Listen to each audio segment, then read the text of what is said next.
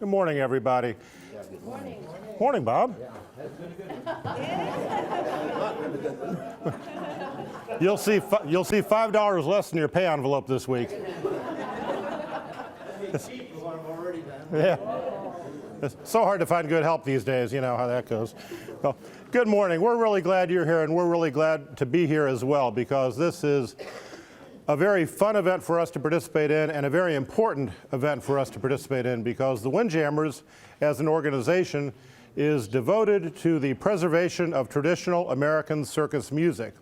This is something that is very much, we believe, a dying and almost lost art form that was a very, very important part of American culture and American musical culture during the heyday of the Great American Circus. There isn't really any set of years that we really assign to the heyday of the American circus, but when I think of the use of music traditionally with the circus, I kind of look back at 1890s, the early part of the 19th century through the 1920s and into the 30s. Years ago, this morning we're going to talk about a couple different things. We're going to talk a little bit about music in general. We're going to talk a little bit about the circus in general. And then we're going to spend most of our time talking about how music was used in the circus, how it was performed by the bands that performed with the circuses, and how music was used and selected to accompany the various acts that would perform as part of the circus, which was the real key to what we try to illustrate and what we try to preserve as part of this great segment of circus music culture. So we'll do that by way of telling you a little bit about how this all worked, and then we'll play some pieces for you that were used for different circus acts over the years. We'll get some input from you as to what are the elements of those pieces that you think would make them appropriate for that kind of an act. What are some of the qualities of that kind of music that would make it work for an act, and then we'll get your participation with that as well. So that's kind of our plan for this morning. Later in the program, we're also going to recreate two actual circus acts. One's a clown act, the other is a high wire act, and we'll play a sequence of music in the manner that it was performed 75 or 100 years ago for these circus acts. This morning we started with a fanfare, which is what virtually all circus performances begin with, and a grand entry march that was called the Screamer. It was written by a man named Fred Jewell. Fred Jewell was a circus musician for a number of years. He was the bandmaster for a while in the earliest part of the 19th century with the Barnum and Bailey Circus, and he wrote a lot of really wonderful circus music that much of it is still performed by circus bands and concert bands all around the world. When you heard that first march, what are some of the things you thought about as you were listening to that music? Give me some words that come to your mind in describing that kind of a piece of music. Was it fast, slow, happy, sad? What? Just anybody. Let me have some words. Energy. Energy. Energy is a good one. Jubilant. Jubilant. Festive. Festive. Those are all good descriptions. What else? Showtime. It kind of sends the message that it's about to begin, doesn't it? Yeah, that's a really good one. Marches are something that get played a lot in circus performances, and there's many different kinds of marches, and the different styles of marches can be used to meet certain musical needs with the various kinds of acts or other things going on with the circus. So we'll do that a little bit more as the morning goes on. I want to talk a little bit about kind of music in general. And as musicians, we understand these things, but I think a lot of times music in our lives is often taken for granted. Music is really everywhere when you think about it. You go to a store, there's music playing in the background. You get in your car, there's music on the radio. You go to the dentist's office to get that root canal, they're playing some soothing music in the background. You know, music in television and in movies and in all kinds of forms of art, music is often a very integral part of what accompanies whatever the art form is or whatever the activity is that's going on. And so music is really omnipresent in our lives. And imagine our lives without music. Imagine a church service without music. Imagine a movie without music. You know, most of you have probably seen the movie Jaws, and you know the scene where the shark is kind of lurking in the water, and you hear this bass trombone going, ba-dum, and then there's silence. Then the bass trombone goes, ba-dum, and you know something's going to happen, right? And nobody says a word. Nobody says the shark's coming. You don't really see the shark, but you hear this really ominous.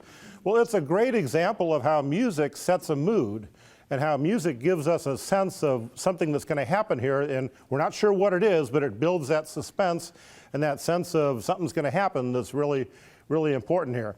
Just a quick story about that. When that score was recorded for that movie, the bass trombonist was a man named George Roberts, who worked in Hollywood for many years as a studio musician. And this was back in the 1970s. They recorded the music for movies a little differently back then than they do now, but they had the orchestra set up in a recording studio, and they had a motion picture screen where they were showing the sections of the movie that the music would accompany, so they could get the tempos right and the music would match all of the things that happened exactly on the screen. So they're playing this, and George is playing that ba-dum on his bass trombone, ba-dum, and all of a sudden the shark appears on the screen, and the harp player screams out loud.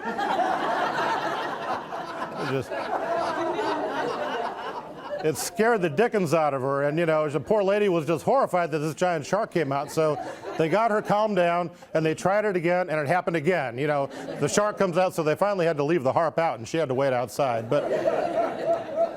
But as funny as that story is, it's a great example of the way that music can send a message that's not a verbal message, but one that we hear with our ears that's communicated in a completely different way. So music is very, very important, and something that I think sometimes we take a little for granted, and I think our world would be a much less happy place if we didn't have music. Now the circus, let's talk a little bit about circus in general. Circus has been around for centuries, literally. It's been around for a long time. And if you go back in our entertainment culture of 100, 125 years ago, circus was huge in the United States. If you think back to a time before television and radio and movies and DVDs and looking at stuff online and recordings, recordings are a relatively new technology. The very earliest phonograph recordings didn't come around until the late 1880s, and they were really expensive and not very good, but we didn't know that because that was all we had. But circus was huge. If you lived in either a big city or a small town, when the circus came to town, that was immense. Because where else are you going to see elephants or tigers or people getting up on a high wire and riding a bicycle across it, or flyers flying through the air and catching each other? It was the place to see all of these incredible, amazing things that you could never see anywhere else. Nowadays, I think particularly younger people are kind of desensitized to excitement and drama and entertainment, because so much in movies and so much in television is, to me, it's almost phony, because there's so much stuff that's computer generated, or they can make anything happen in a movie, with computer generated graphics or images. Well, in the circus, none of that is computer generated. That's actually the Walendas up there making a 7-man pyramid. That's actually somebody juggling knives. That's actually a sword swallower who's putting that thing down his throat. It's not smoke and mirrors. This is really happening. And so when circus would come to town, this was the only chance that people had to see these incredible, amazing things. And if you lived in a small town, there typically wasn't all that much going on entertainment-wise for you to do. So when the circus was coming, that was big stuff. In the early days of circus, they would do a parade when they would come to town. They would parade down the main street, and that's one way that everybody knew, hey, the circus is here, we got to go to the circus tonight and see all the things that are happening. And so circus was a really big part of what was going on in entertainment culture 100 plus years ago. Circus is still around. It's changed a lot over the years. It's still in existence. One thing that's changed a lot is there are not nearly as many circuses now as there were 100 years ago or 125 years ago.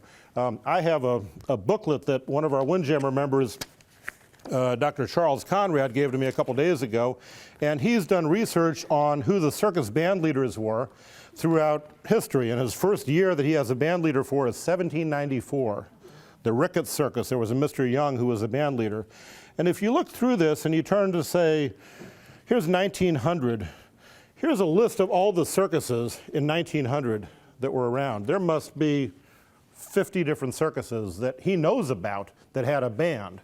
And if you turn now to the more modern years, Here's 1978. There's just this little list of about 15 of them here.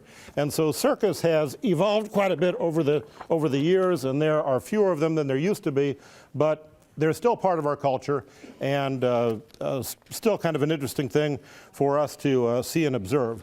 Now, music and the circus together. This is the kind of the core of what we're going to talk about this morning and what we're going to do. As I mentioned earlier, music is really important to set a mood, or to help us understand a story, or to create some kind of feeling or emotion in us while something else is going on. And for every circus act, back in the heyday of the American circus, there would be a band of actual musicians, live musicians, who would perform all the time during the circus.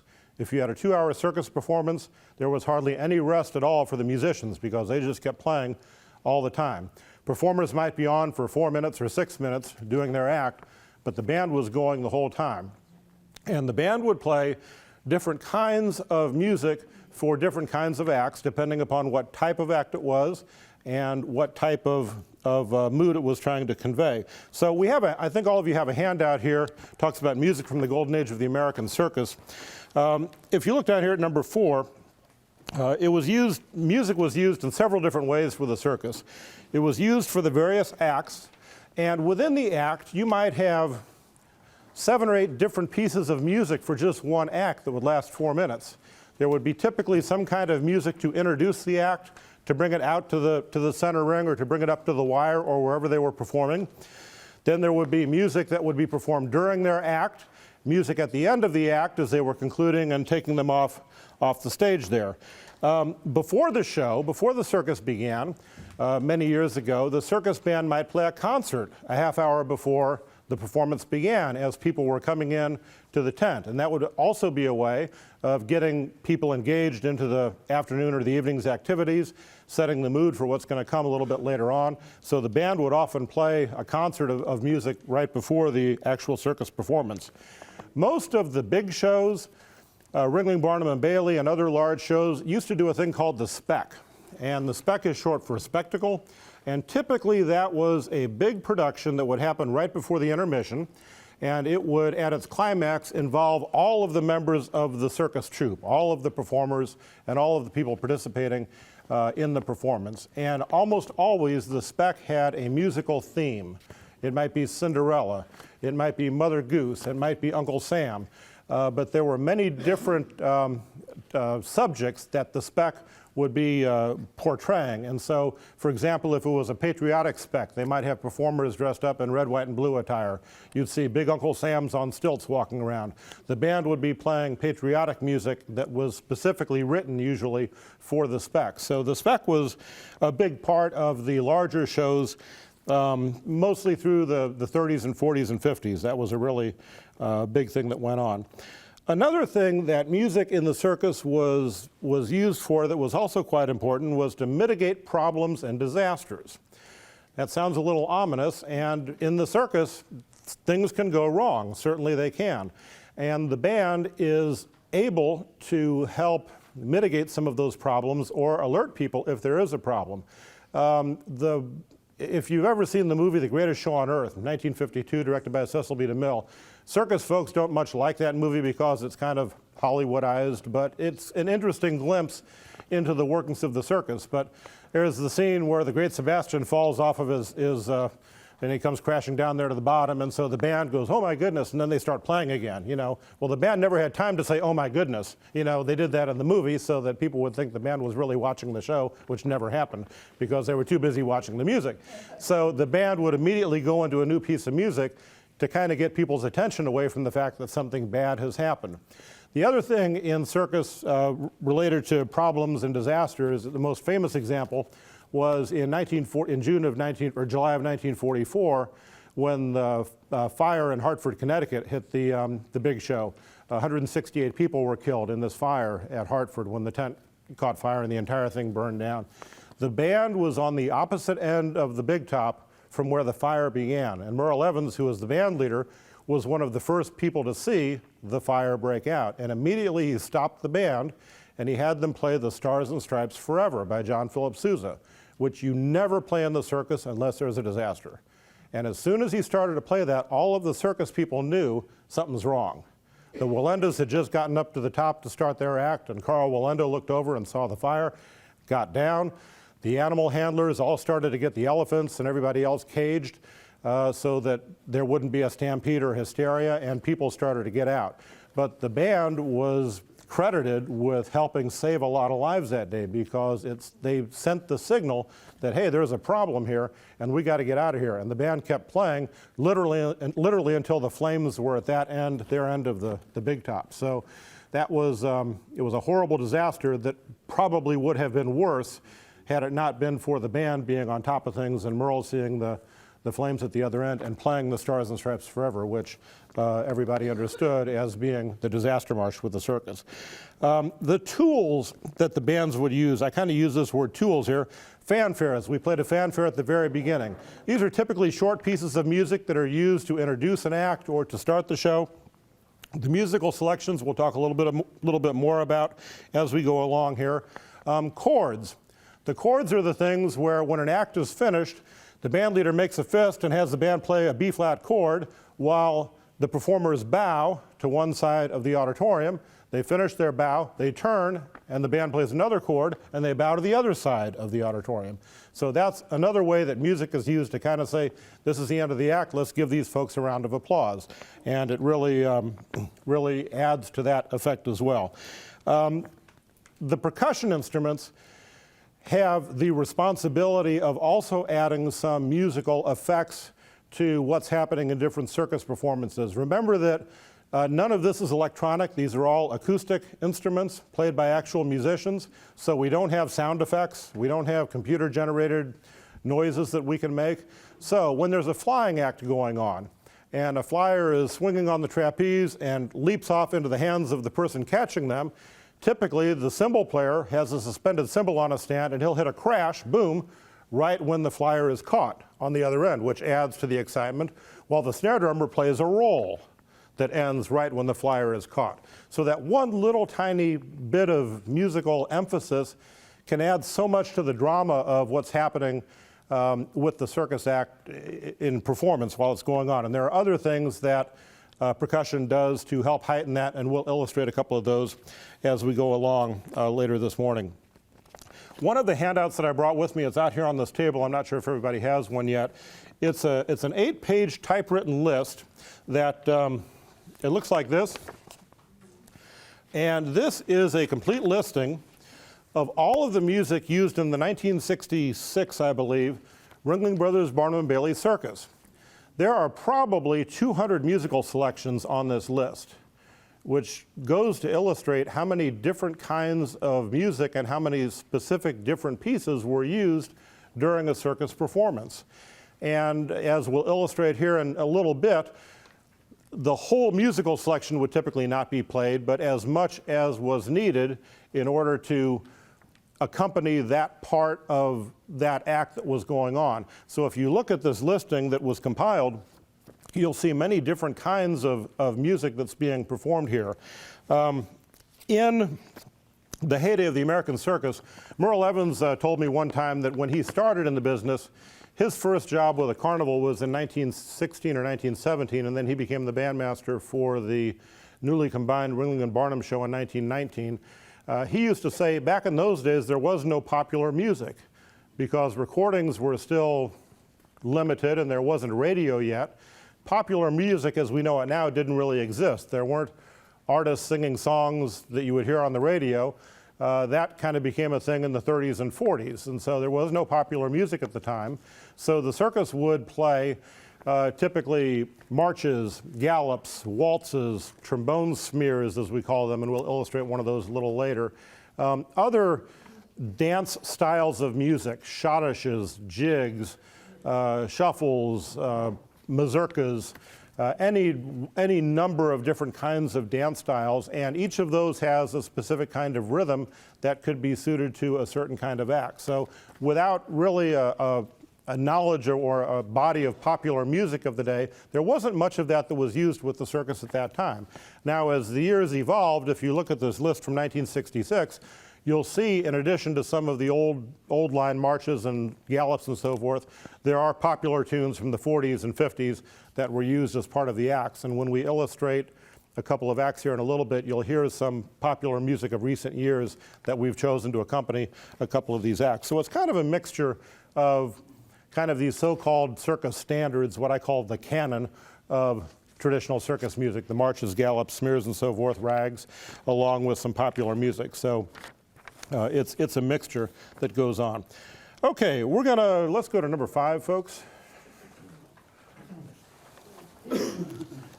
If you'll turn the page here, look at number 6, we're going to play some samples of a few different types of music, and we'll play some excerpts of some of these pieces, and then I'm going to ask for you to, as we play, listen to each piece, and then I'll ask you for some words that you associate with the style and the mood and the atmosphere of the music that's being played. So this is an example of a grand entry march. We played one earlier to start off, but here's another one that we'll play a little bit of.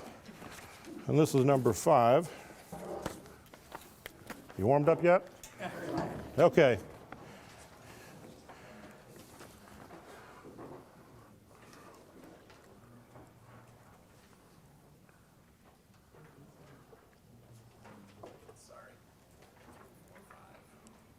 You will also have $5 left in your pay envelope this week, Steve. Okay, here we go. A little bit of Battle Royal. Here we go. 2, ready, go.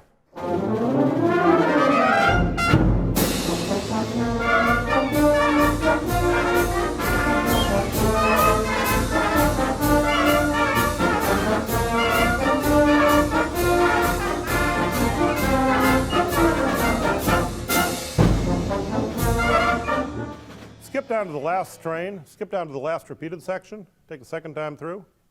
No pickups, right on it. 2, ready, go.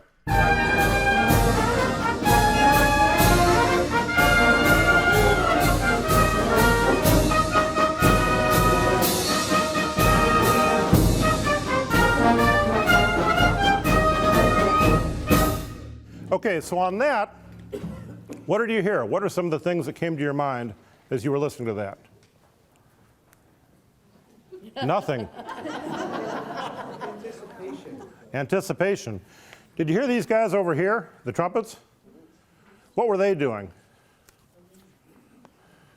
I can hardly hear in this ear from what they were doing.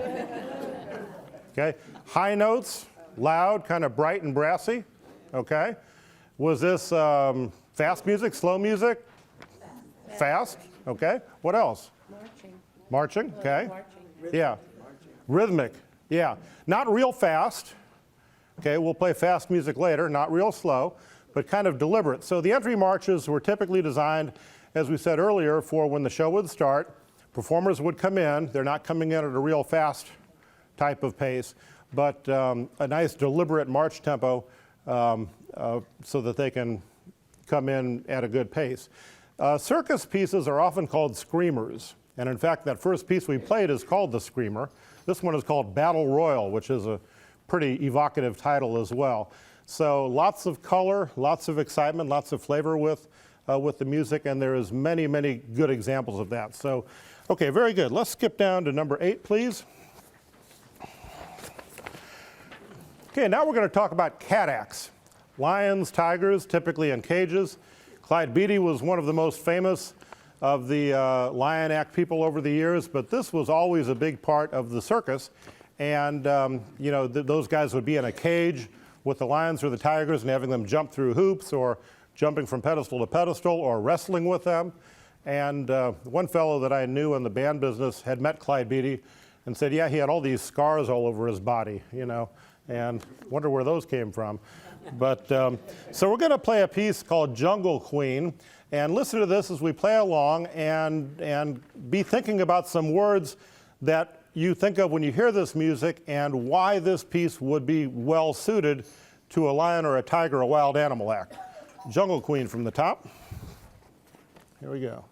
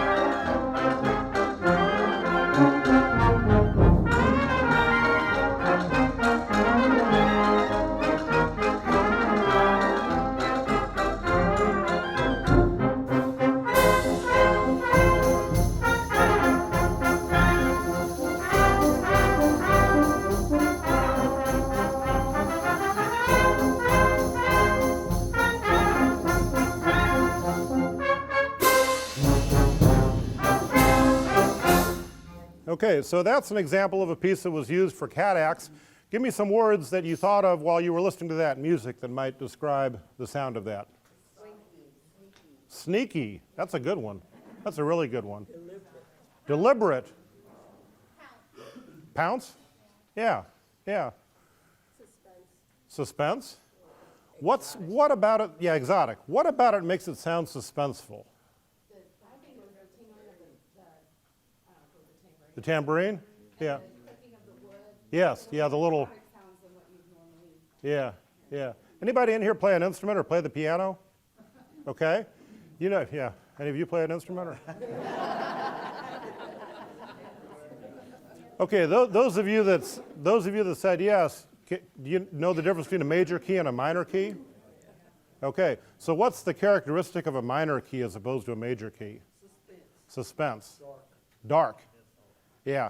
Or sad, that's another word that can be used to describe the minor key because it's got the flat third in the root scale. So things like an elephant act or a cat act or something that's kind of ominous or potentially scary or threatening, things that are in a minor key can really add to the increasing impending sense of, you know, something scary, something exciting, something dangerous could be happening here. So yeah, those are all real good words to use. Any other thoughts on that one? It's a nice piece, yeah. There was a couple of times where they're sort of echoing in the band. Yes. And that was really great as far as, you know, the lion tamer and the lion sort of talking to each other. Yeah. And then they come together and Yes. once again talk to each other. Yeah, yeah. This is a piece that's been used for years and years and years with cat acts, and it's just one of kind of our classic pieces that you hear a lot with the circus. One of the things that we did there was that you might have noticed as we were playing along, I made a fist toward the band, which is a symbol to them that we're about to stop this piece. And so they kind of know to watch me for a cutoff. We didn't play the whole piece, but we played just a portion of it. So in an actual circus performance, we'll illustrate this in a little bit.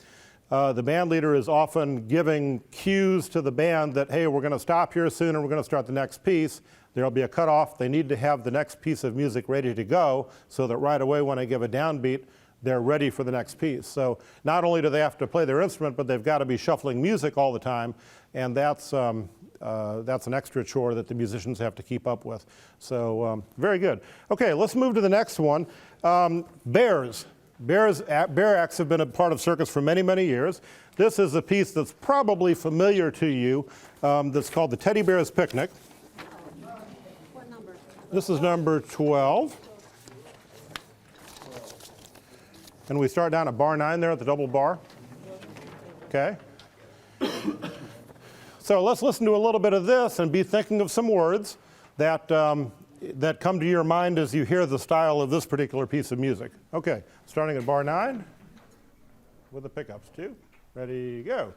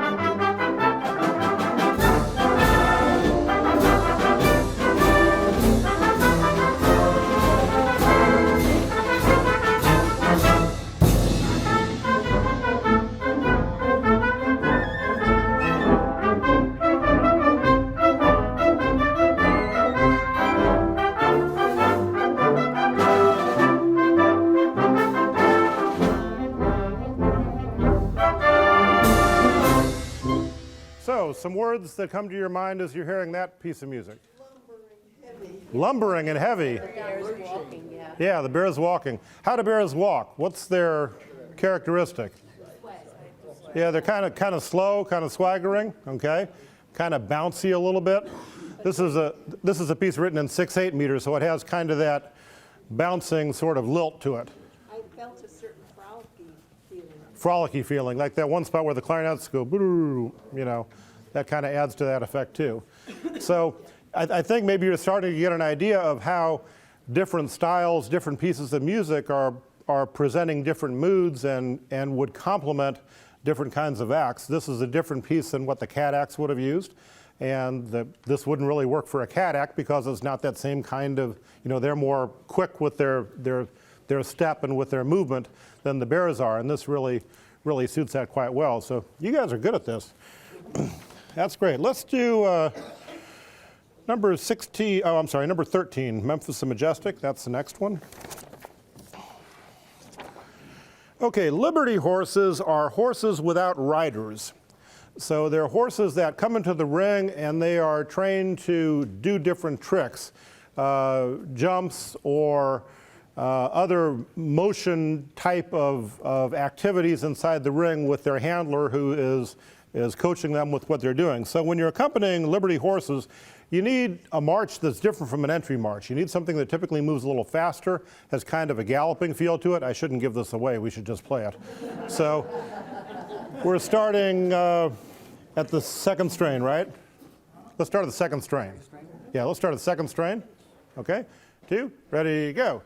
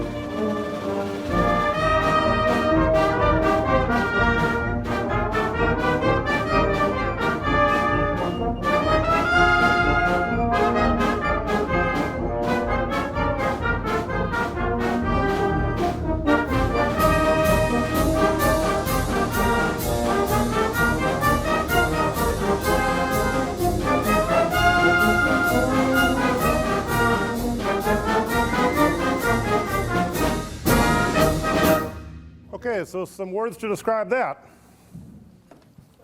Quick, prancing. Good words, yeah. How was that different from the entry march? Faster, yeah, the tempo was quicker, wasn't it? Okay. How else was it different from the entry march? Did it have as many notes? Did it show off as much the way the entry march did with the high trumpets and everything? Because yeah, it was a different kind of mood, wasn't it? A different kind of feel. It just kind of had that horse galloping along kind of, yeah, we're doing the hand motion here of the horses. So yeah, exactly right. Okay, good. One more here. This is, now we're at 16. Okay.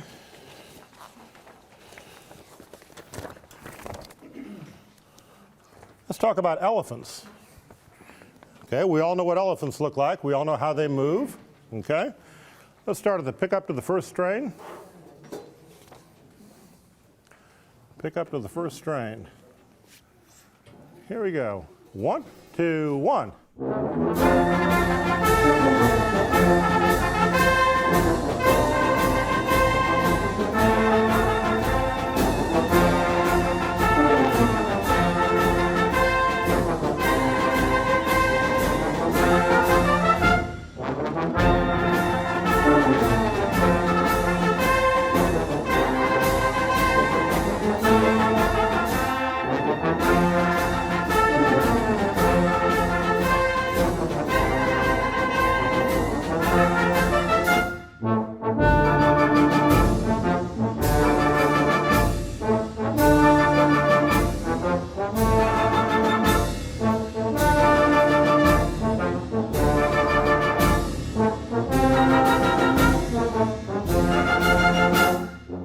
Okay, so words to associate with that piece. Low brass. Yeah. You must be a music person. Yeah. Oh, good for you, yeah. We don't have a bassoon. Yeah. Yeah, exactly. We're going to talk about that in a minute. What else? Majestic. Majestic. What else? Who had the melody? Yeah, tubas. Okay. So when you think of elephants, you think of kind of, ponderous and heavy, and the tubas kind of have that down in spades, don't they? Okay. Other low brass trombones and euphoniums help with that. So, and again, what about the speed of that piece? Yeah, a little more deliberate, a little slower like the elephants. The tempo fits the act pretty well. It's interesting you mentioned about the bassoon, because I wanted to mention, if you look around this band, and I think we have a listing of our personnel on the back page of your handout there. If you go to an orchestra concert or you go to a band concert, typically the way the group is set up in front of you, you don't see the trumpets in the front row. They're in the back, okay, but they're here for a reason. And the reason is because if the circus band is playing in a tent or in an arena and they're not amplified, it's all about sound projection, because we're trying to fill the whole venue. This is kind of a little room. It's not like a circus would be in here. But if you had a big auditorium or a big tent or a big arena, the band really has to fill that whole thing. So the direction of the instruments, the way they're played, is very important in the projection of the sound across the auditorium or the venue that you're playing in. The solo cornets, the guys right up here in the very front row, are kind of the leaders of the band in terms of who carries the melody most of the time. And so having them right here, right close by, is very handy and very effective for being able to communicate with them and making sure they are ready to go when we need to start the next piece. And so, not that the other people aren't important, but having the cornets right down here in front is helpful with the sound projection. And then we're set up kind of long ways here. Circus bands typically would have to set up however the venue allowed them to be set up, but really important to have the cornets down here in front. The other thing is, if you look at the balance between woodwind instruments, brass instruments, and percussion instruments in this band, you'll notice we have more brass than we do woodwinds. And that's also because of sound production. You might also notice we don't have saxophones, we don't have an oboe, we don't have a bassoon. We have piccolos because they carry a lot better than the flute does. And if you've got one or two good piccolo players and some good clarinet players, that's all the woodwinds you need, because their sound will carry and you don't need anything else. The rest of it's handled by the brass section. So that's a little bit about the importance of the composition of the band and why we have the trumpets down here in the front, all about the sound projection. Okay, let's do number 17, please, next. Okay, dogs, trained dogs that jump around and jump through hoops and move quickly in the ring and do tricks for us. We're going to play a piece for them and be thinking about some words that come to mind as we're playing this. This is Stop It from the top. Moves right along, okay?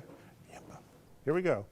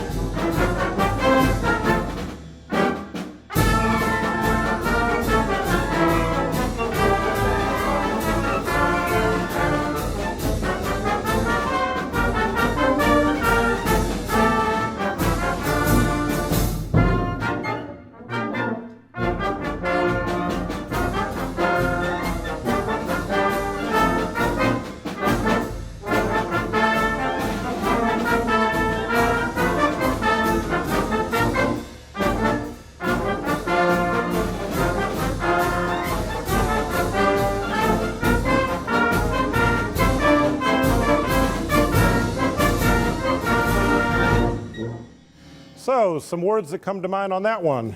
Frisky and playful. Yes, playful. Quick and nimble. Quick and nimble, just like little dogs would be doing tricks. Yeah, yippee and barking. Okay. How about the tempo, the speed of that one? Fast, because they're moving pretty quickly, aren't they? Okay, yeah, all real good words. Okay, moving ahead, let's take a look at numbers 19, please. Everybody loves the clowns. And clowns are a big part of circus. Not everybody? So 2 summers ago, the Windjammers had their meet in Springfield, Massachusetts during the World Circus Summit, which was the first ever gathering of a whole bunch of circus-related organizations, not just the Windjammers who do the music, but there were all kinds, Circus Fans Association and all kinds of other organizations involved, including there's several clown organizations. And those clowns were everywhere. I mean, and they were always in costume. And they were always sneaking up behind you and doing funny stuff. And, you know, it was a little annoying after a while. But we did have fun with them. And they are a huge part of the circus. And, you know, some people have kind of that scary clown thing going on where they don't like clowns. And they don't bother me. But anyway, we're going to play a clown piece. So listen to this and try to help us understand why this would be good for clowns. Okay, from the top of number 19. Ready, go.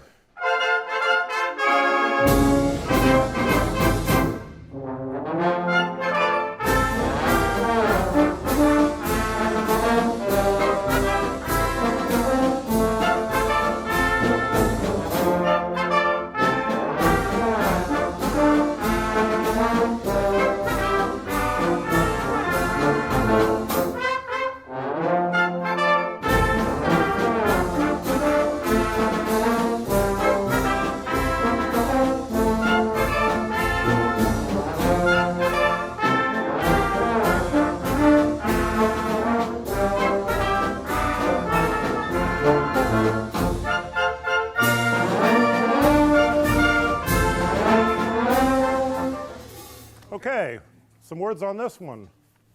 Playful, bouncy. Playful, okay. Why does it sound playful? What's going on in the band that makes it sound that way? Who's got the melody? We do? Let's hear you guys at the pickup to the first strain. Bones to the pickup to the first strain on that low C. 1, 2, 1. 2, 1, 2, 1. 1, 2, 1. 2, 1. Yeah. That's what's known as a trombone smear. Okay? And that's often associated with clowns and clown acts. The trombones, you know, they're kind of the clowns of the band anyway. So, yeah, we have a special place for the percussionists too. But, so yeah, that's a good example of the kind of tune that we would use for clowns. Okay, let's skip to number 20, please.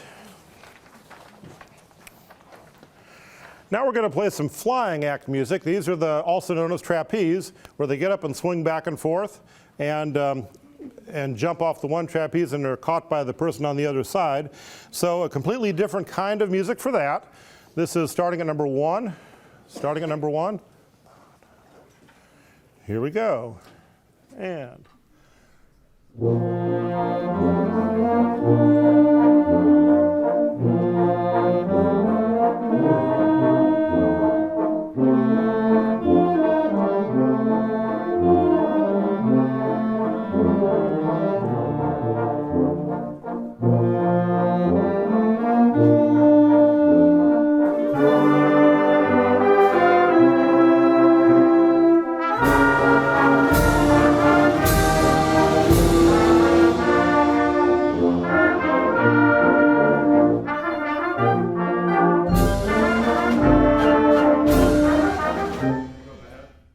It goes ahead at that point, doesn't repeat? Okay. Yep. All righty. So, what kind of piece is that? It's a waltz. It's in 3/4 time. Okay, it's a pretty kind of slower piece. What else with that? Graceful. Graceful. Yeah. Fluid. Fluid. Very, very good words to use. Yeah. Strong, weak, strong. Yes. Yeah, it kind of fits the flow. And again, on a piece like this, when the flyers are going across and being caught, the drums would watch them and do the roll and the cymbal crash as they jump and then are caught on the other end. So yeah, this waltzes, you know, when you hear the word waltz, a lot of people think of Johann Strauss, who was a famous Viennese waltz composer. He was known as the Waltz King. Strauss waltzes don't really work at the circus. They're too orchestral. They're too symphonic. And a lot of the circus composers back in the day would write these kind of lilting, pretty waltzes where the melody is typically in the clarinets or in the cornets over here. And it's a whole different feel than a Strauss waltz. And it just is so well suited to flying acts. So that works out really, really well.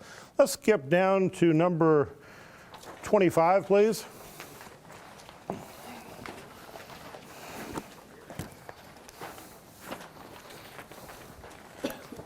And hold on for dear life. Okay, so in 1968, Merle Evans retired in 1969 after 50 years of being the band leader with the Big Show. And in December of 1968, he gave a concert at the Midwest Band Clinic in Chicago, Illinois. And it was with a circus band that had been recruited by one of his friends. And they played a bunch of music from the circus that year. And one of the pieces they played was this piece we're going to play now called the Hungarian Medley.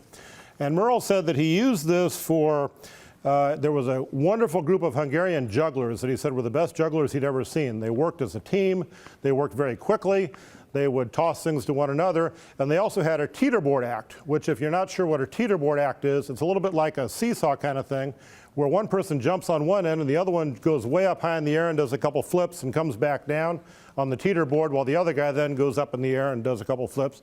And it's just crazy to watch these guys.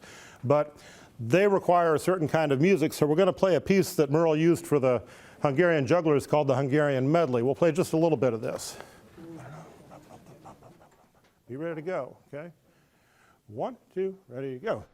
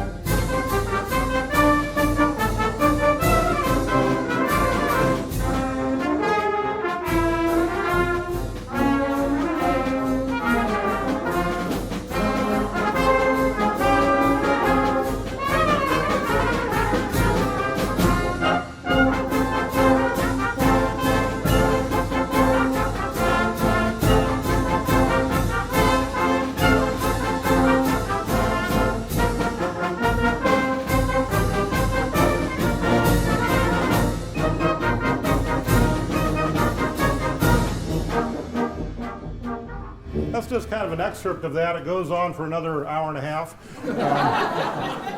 or so it seems. Yeah, it's 4-page parts. What comes to mind when you hear that? Very fast. Very fast, yeah. It worked very well with this particular group because being Hungarian nationality, this contains a lot of Hungarian melodies in it, some of the Brahms Hungarian dances and the Liszt Hungarian rhapsodies, and all kind of condensed down into this one arrangement. For those of you who are musicians, this thing changes keys about 15 times during the piece, and it goes by so quickly, and there's hardly any rest for any of the musicians. The first time I played this was under Merle Evans in 1983 with the Sailor Circus. And we got down near the end of the piece, and I'm like, oh, this is great, I made it. And I look at the bottom and it says DC, which is a musical abbreviation for go back to the beginning. So, okay, one more here. Let's take a look at 26, please, which is Circus on Parade. So we've kind of skipped around a little bit here. We don't have time to cover all of the different kinds of acts, but to close this part of our session this morning, we're going to play a thing called the Circus on Parade, which is a good grand finale march. It's another march, but it's a different style of march that seems well suited to kind of closing the show. And then we've got a few more things to show you here after that. So here's a little bit of this, number 26. Be thinking of some words from the top.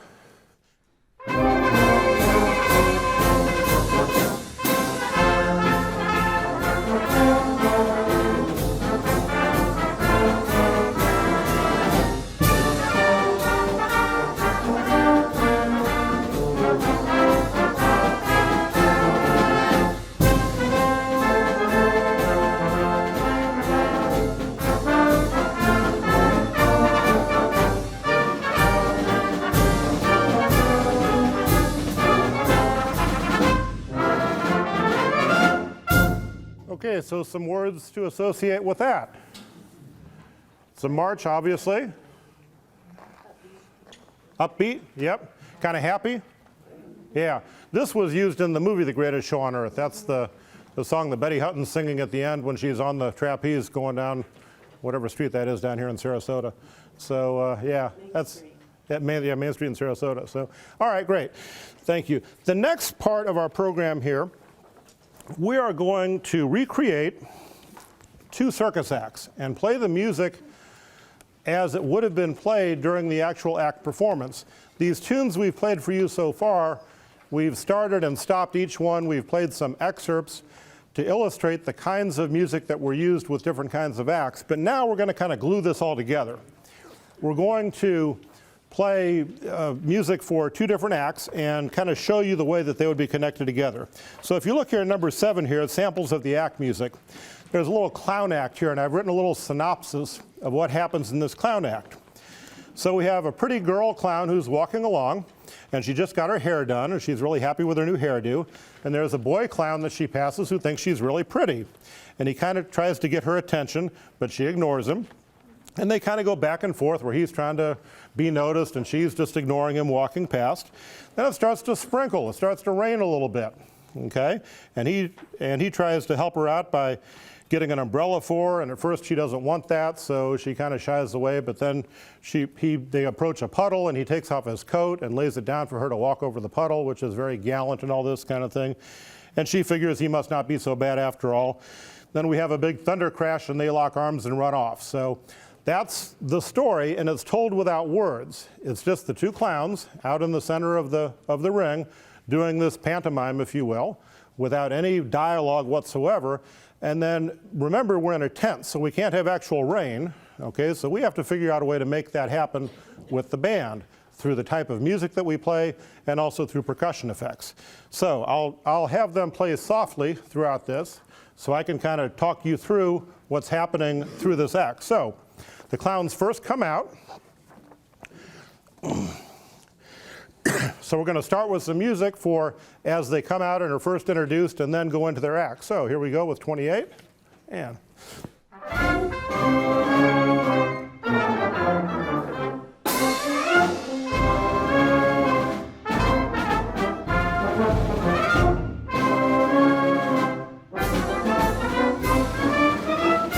go on ahead. And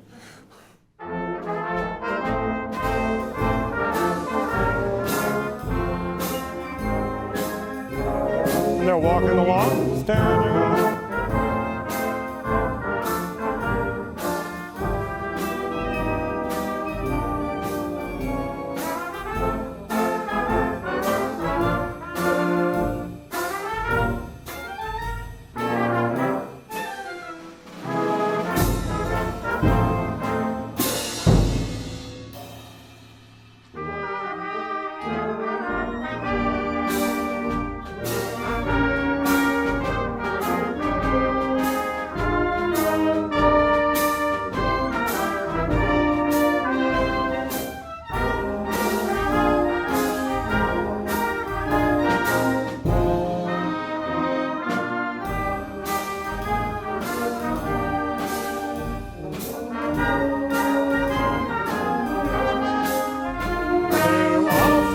Going ahead.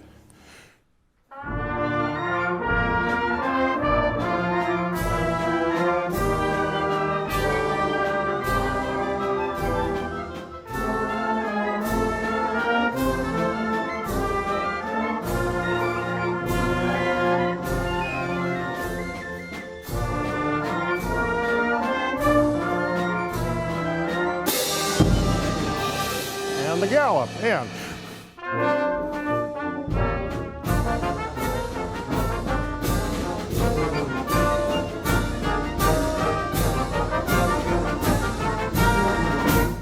so they've been chased off with a gallop, and then the band plays a couple chords for them at the end. Chord. They turn around and bow to the other side of the auditorium. And they're out of there. So that's a little example of the pacing of music during an actual act. We played, I think, 5 different pieces of music in that one little 3-minute presentation there, and the band has to watch for when I tell them to stop, because I'm watching the act to see what the pacing is of their act. And that's the real key to accompanying a circus act with live music, is that the person leading the band has to watch the act and be on top of what they're doing all the time and really not watching the band. Merle Evans, when he would lead the band, can I have your trumpet for a second? Absolutely. Merle Evans was a cornet player. And so he would stand in front of the band with his back to the band. He'd play like this and lead the band like this. So the band would be watching his left hand while Merle would play, watching the circus act. So thank you, Rod. So that was the way that he was able to stay in touch. Could I show them your music that you brought with you today? It's moved some of its. Yeah, let me just take this. Anna Canestrelli back here is a retired circus performer, and she brought with her some music that Merle Evans had put together for her. And there's a folder for her act. And if you open this up, you see it's been well used, obviously, but there's 1, 2, 3, 4 pieces of music there, and a page turn with a 5th one here. And it says cut the cord up here. So all of these things are kind of pasted together, so that just the right amount of music needed for each part of the act is included in this little folder here. So this is really an interesting thing to see, and it shows just how for one act you would have so many different kinds of music that could be used for that act. Thank you for bringing this today. That's really, really cool. And what was that act? High school horse. High school horse. Really great stuff. Okay, so now let's skip down to 34. 34. So now we're going to reproduce music that was used for the Wallenda Aerial Act. And as many of you know, the Wallenda family, there's actually 2 versions of the Wallenda family that are still performing. They were very well known and very famous for high wire acts, tightrope walking, and doing pyramids on top of the high wire. And the kind of the highlight, or the most amazing and astonishing thing that they did, was the 7-man pyramid. If you can imagine this, they would have 4 performers on the wire, and with groups of 2, the groups of 2 would have a bar between them resting on the shoulders of those 4. So you'd have 2 performers with a bar connecting them, and 2 performers behind them with the bar connecting them. On top of those bars would each be another performer with a bar on top of them, with the smallest member of the Wallenda troupe on top of that bar, usually in a chair, walking across the wire. Imagine this, a 7-person pyramid going across, usually without a net. And they did it successfully for many, many years. They did it unsuccessfully in 1962 in Detroit when they fell, and 2 members were killed when that happened. But it's become kind of the piece de resistance of the wire business, kind of the most dangerous and the most famous and infamous wire act of all time. And the family is still doing it today, and it's an astonishing thing to watch. You can see videos of them on YouTube and so forth. But so we use a different kind of music for when they're up on the wire than we do for a clown act. So on this one, we'll first start with a march as they're introduced, because they need time to come out into the arena and climb the ladder to get up to the wire. So while they're doing that, the band plays to get them up there. And then we'll start into a piece for when they're on the first part of the wire act. So let's go with number 34 and move ahead from there. So they're introduced, and here they come. Ready, go.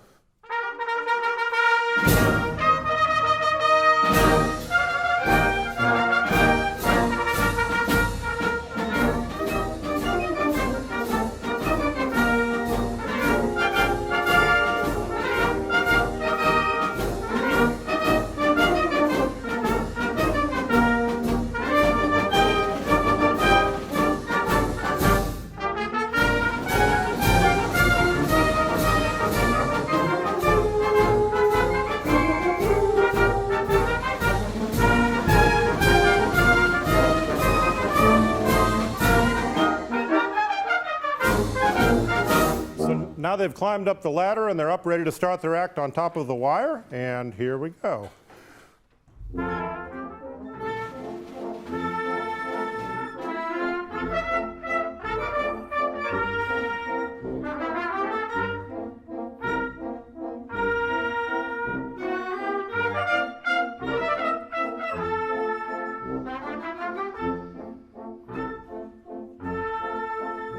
So it's 1 or 2 walking across.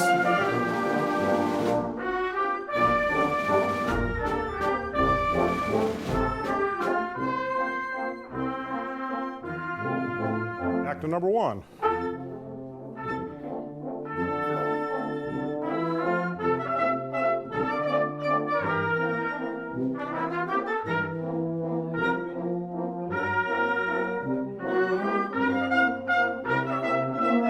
They're going across.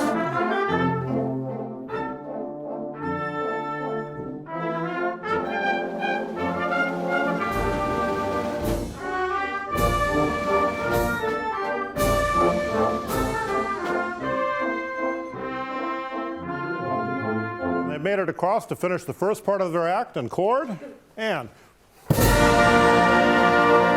another chord. Now they're going to do a 3-man pyramid, 3 people going across. Next one, please.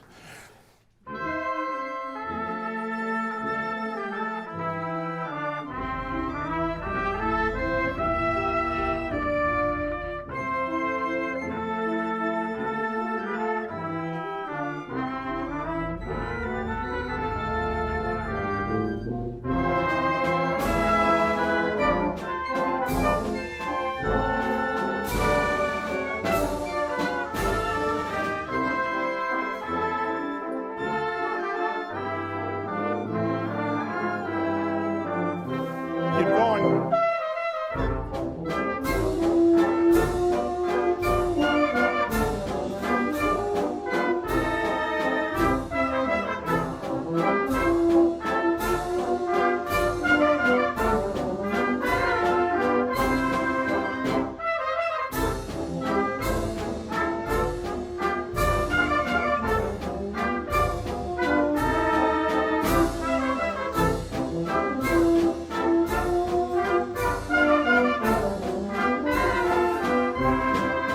So they finish the second part of their act. Chord, please.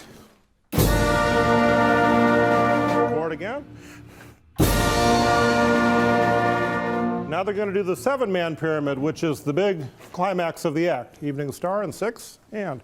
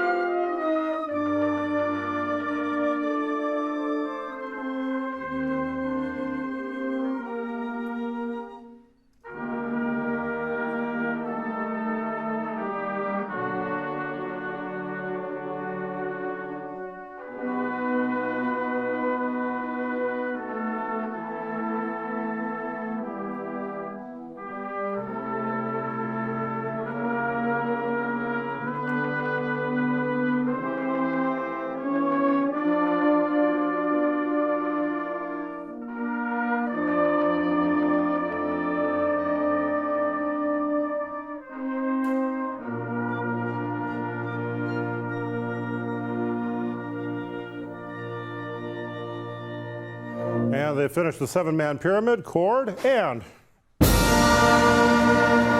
One more chord for the other side.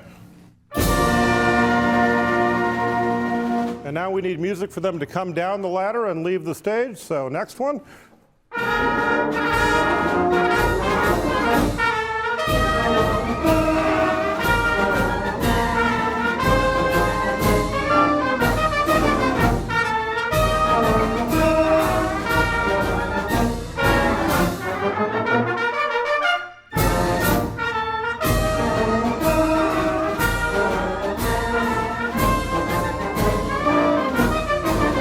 Gallop next, please, circus stage. So they're down, they're taking another bow, and they're going to chase off, and we're going to play a gallop to chase them off quickly. And.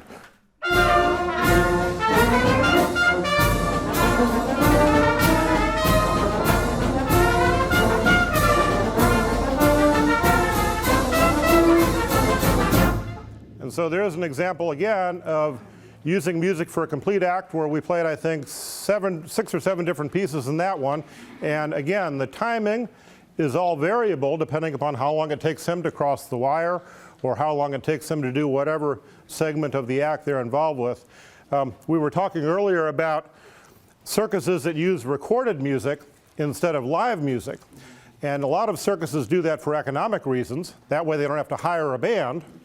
But the problem with that is the recording is going to go at its speed, which is the same time every time. And if a certain act takes a little longer or a little shorter to cross the wire or to do whatever it is that they're doing as part of the act, it doesn't time out correctly. So again, this art of quick changes in the music, depending upon what's happening with the act, is becoming something of a lost art form. And so again, that's one of the things we try to preserve and illustrate here with the Windjammers through the performances that we give. One other handout I just want to take a couple minutes and talk about here. There's a handout that has pictures of a few bands on there. And in your first handout here on page 5, there's a little chart that shows the instrumentation, which is the makeup of the number of players in the band and which instruments they play in the band. Years ago, as I mentioned, there were many more circuses as there are today. A lot of these were smaller shows. The big ones, obviously, back around the turn of the 20th century were Ringling Brothers and Barnum and Bailey. Those two shows merged, and they started putting on a combined show in 1919. They were the biggest and the best, and so, of course, they had the biggest and the best band. But a lot of the smaller shows had smaller bands. There's a picture of the 1911 Yankee Robinson Circus Band.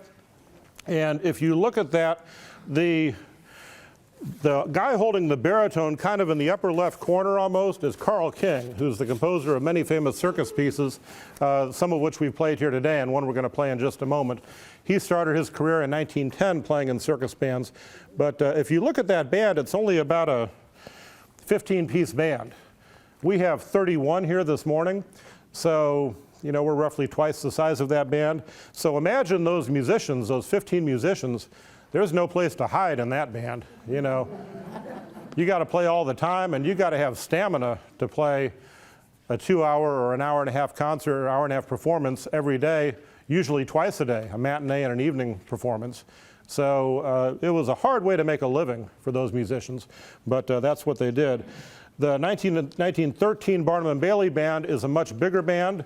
The guy in the white uniform is a man named Ned Brill, who was the bandmaster with that band. I don't know what's up with the Boston Terrier down there in the picture. I just have no idea what that's all about.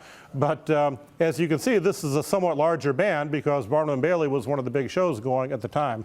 Lots of brass in this band. I think there's 6 trombones and 6 cornets. So he liked that sound with a lot of brass, kind of like we do here. Then in 1919, when Merle Evans was first hired to have the combined Ringling and Barnum band, he started the season with a 25-piece band. And originally it was going to be larger, but then they had a problem with the musicians union in New York City where they opened, and they had to pay the musicians more, so they had to hire less musicians. So that's the economics of the circus for you. We don't have a picture of that band, but I have a little excerpt there from Merle's biography where he talks about the makeup of the musicians in that band and who the players were.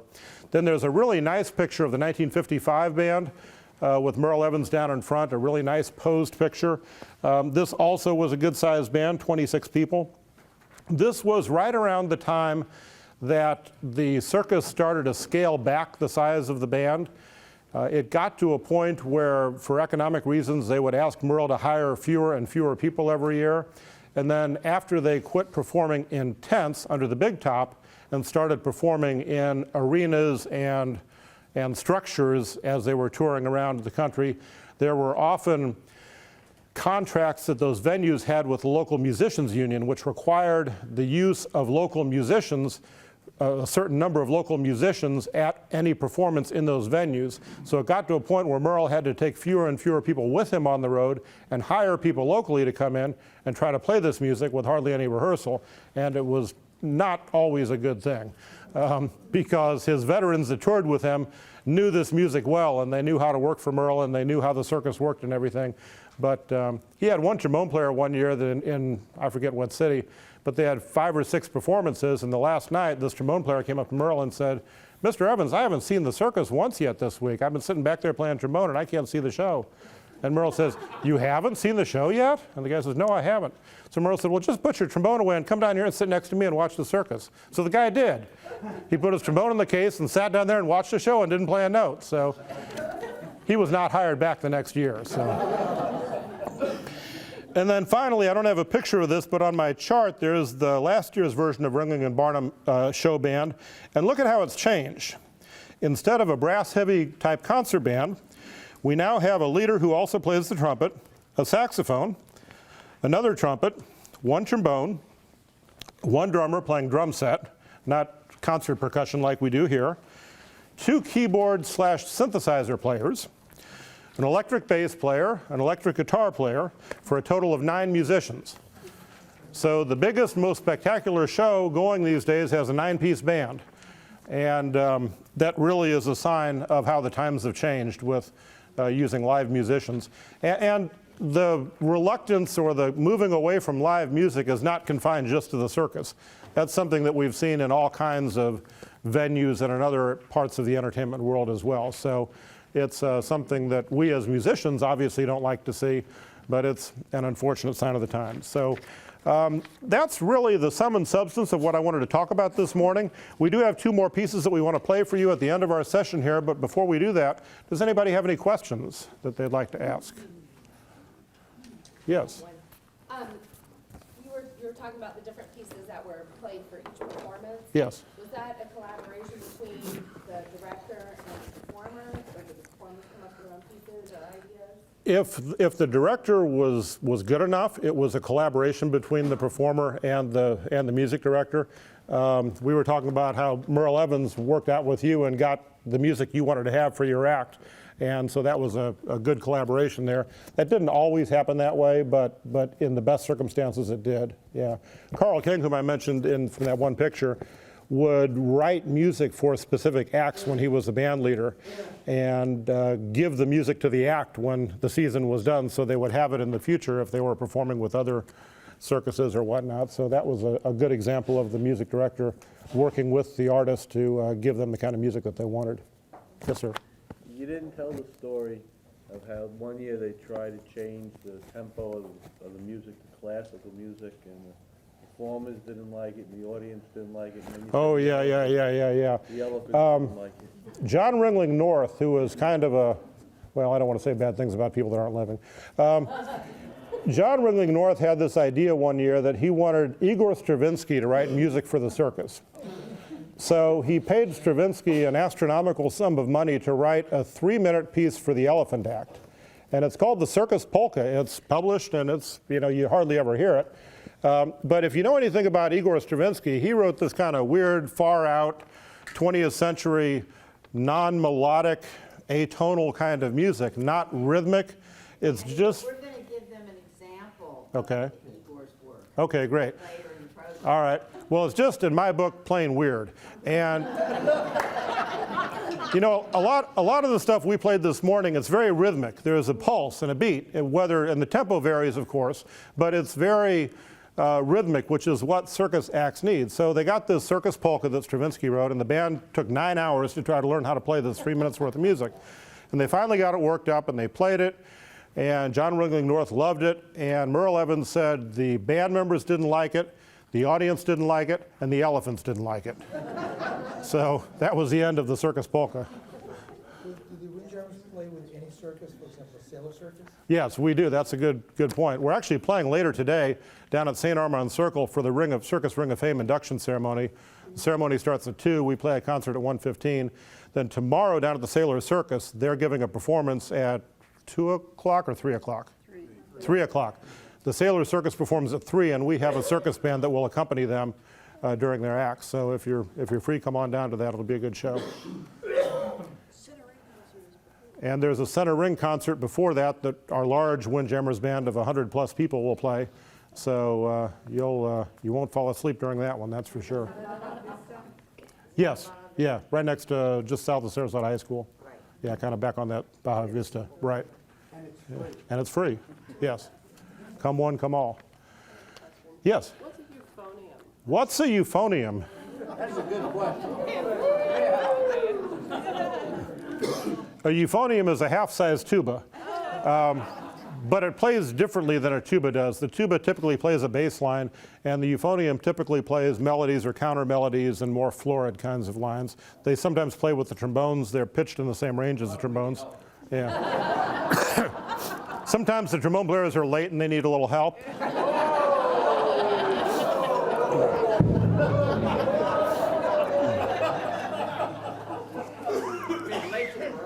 Yeah.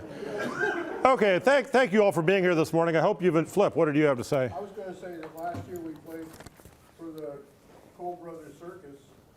We played a center ring concert, and then we got in the audience and watched the show, and they didn't have a single live musician there. And John Pugh, who's the owner of the circus, said he never thought he'd see the day when there'd be an actual live band playing at a circus, and he was so thrilled to see that there. So yeah, times have changed. And Andy was replaced by a clown. Yeah. Yeah. I conducted the band with a clown. We worked out a little routine, and then the circus fans ran a picture of the two of us, and I'm wearing my band uniform, and the caption says, "Clowns conducting the circus band." So I felt really good about that. So okay, we're going to play 2 more pieces real quick for you, if that's okay. Absolutely. Okay. One of our good friends was a fellow named Chuck Schlarbaum, who was a bandmaster for over 50 years with different circuses, and he was really, I think, the last of the great circus band leaders, and he was inducted into the Ring of Fame down at St. Armand's in 2011, and a good friend of our organization and a good friend of mine too. And he wrote a march called The Golden Era, which he dedicated to Merle Evans, who, as we mentioned, was the most famous of all circus band leaders. So we'd like to play that now for you this morning in honor of Chuck. So here's The Golden Era. Hit it hard and wish it well, folks. Okay?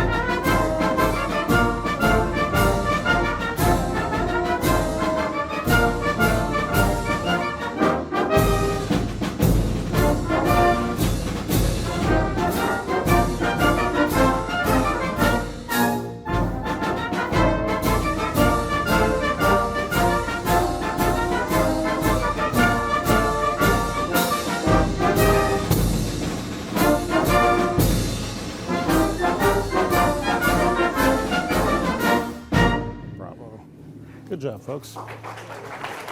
Thank you. Number 42, and we're done. One more. In 1913, Carl King got hired to play baritone in the Barnum and Bailey Circus Band. It was the last year he would play in a circus band as a traveling musician, but that was kind of the top of the profession, being with Barnum and Bailey. So he had a habit of writing marches for his band director friends, and so in early 1913 he wrote a march for Ned Brill, who's the guy in the white uniform with the Boston Terrier, and he called it Barnum and Bailey's Favorite, and it's probably the most famous circus march ever written, and one that we love playing too. So we're going to close our program this morning with Barnum and Bailey's Favorite.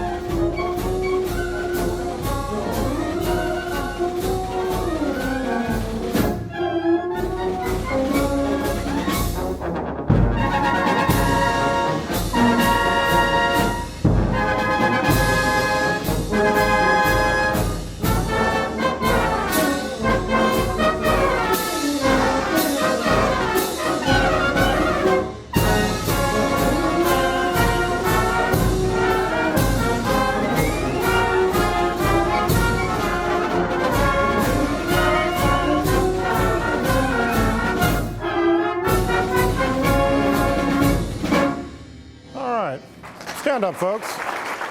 Stand up. Thank you very much. Thank you very much.